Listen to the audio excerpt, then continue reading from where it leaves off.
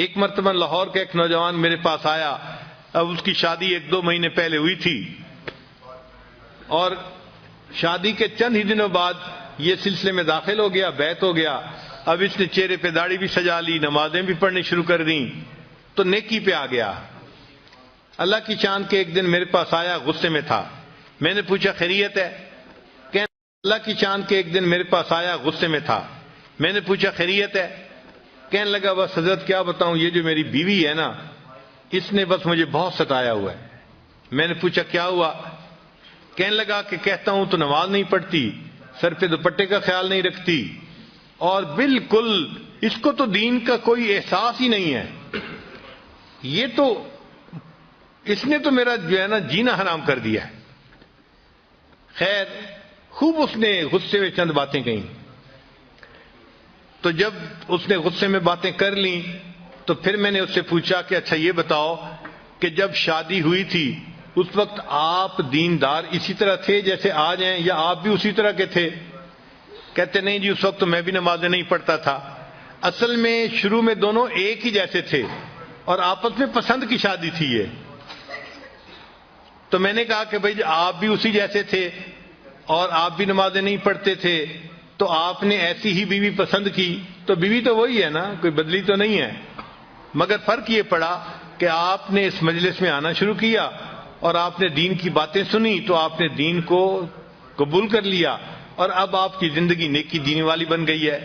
کہنے لگے ہاں یہ بات تو ٹھیک ہے۔ میں نے کہا یہ بتائیں کہ آپ کی بیوی نے کتنی نصیحتوں کی محفل اٹینڈ کی ہے؟ کہنے لگے وہ تو نہیں آتی۔ میں نے کہا کوئی اور دینی محفل اٹینڈ کی ہو جہاں اس کو دین کی طرف کسی نے ترغیب دی ہو، بلایا ہو؟ کہنے لگا نہیں۔ میں نے کہا پھر وہ کیسے دوپٹہ کرے گی سر کے اوپر، اور کیسے وہ پردے کا خیال کرے گی، نمازیں پڑھے گی؟ اس کو تو سمجھانے والا کوئی ہے ہی نہیں، آپ کو تو سمجھانے والے مل گئے، اس کو تو نہیں نہ ملے۔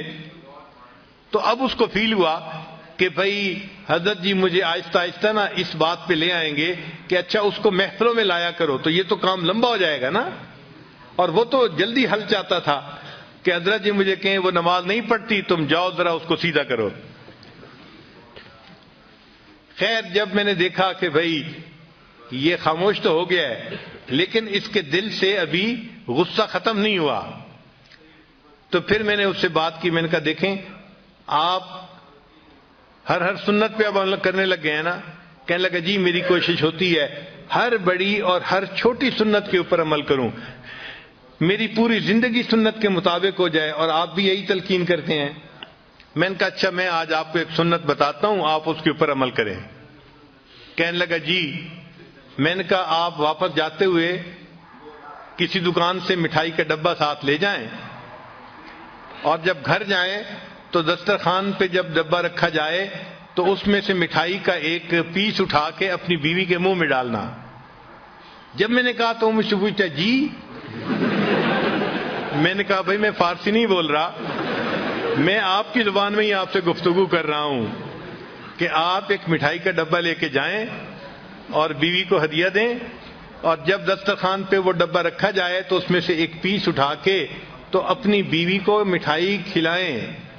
جب میں نے کلیئر لفظوں میں پھر کہا پھر اس کو بات سمجھ میں آئی۔ کہنے لگا جی بہت اچھا۔ خیر وہ بندہ چلا گیا۔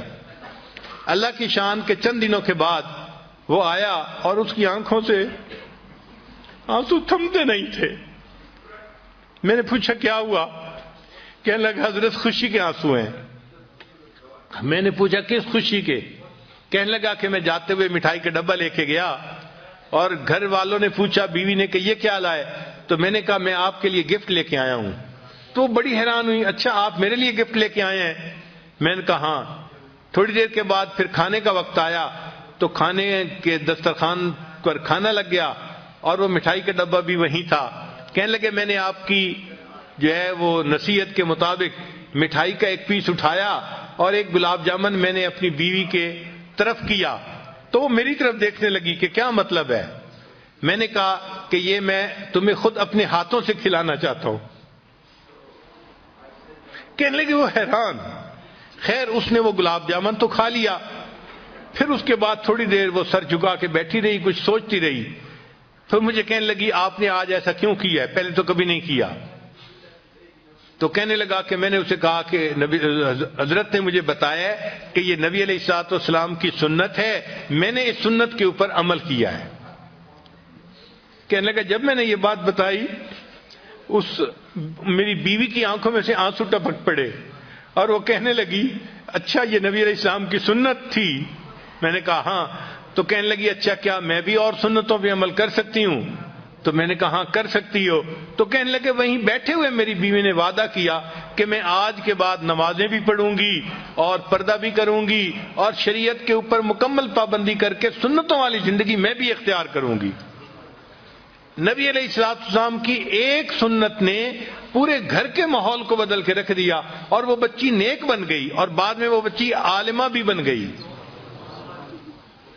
تو گھر کے اندر نیکی کا ماحول رکھنا، نیکی کی تلقین کرتے رہنا، یہ خاوند کی ذمہ داری ہوتی ہے۔